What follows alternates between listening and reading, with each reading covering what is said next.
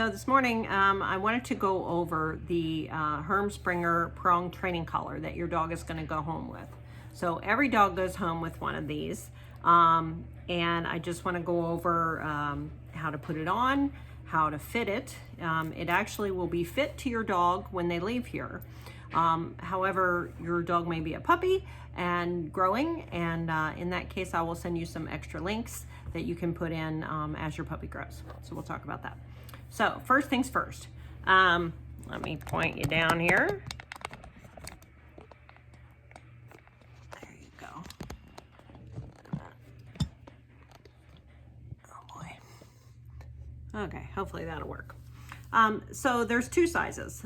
This size is what I call, or what they call, a 2.25, right? And it is made up of a series of links that you can see the links go toward the top, both of them, so that when it's on the dog, it's going to look something like this, with this chain part at the top between the dog's ears. At the bottom, on its neck, there is a plate, and as you can see, the prongs actually open outward, so that this is actually designed to protect the dog's trachea.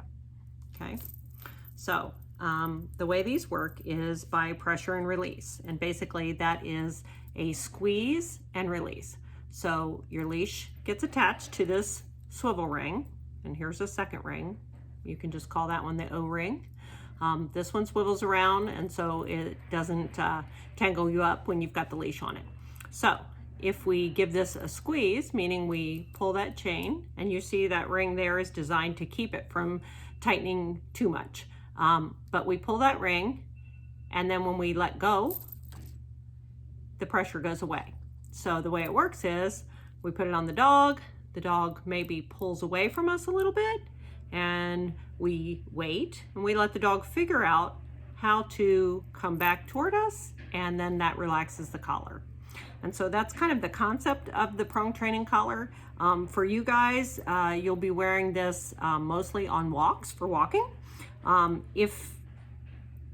If you also have a e-collar, and we'll talk about that when I get to the e-collars. But otherwise, if your dog's a puppy, they may be wearing this more often in the house, but it should always be done under supervision, okay?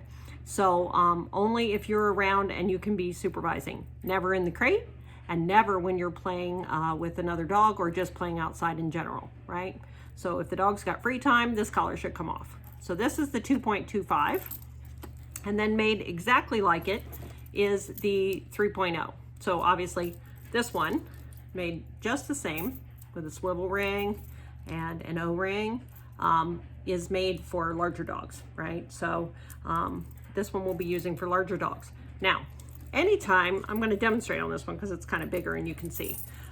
Anytime you go to put this on and take it off, so to put it on, you have to actually open up one of the links. And in order to do that, let's talk about that. You go to one that's kind of in the center, because you don't want to be too close to the plate. You don't want to be too close to the end. Somewhere in the middle. And I'm going to push this up so that I actually make a handle out of these two, I don't know, prongs. And then we squeeze those and pull it out, okay?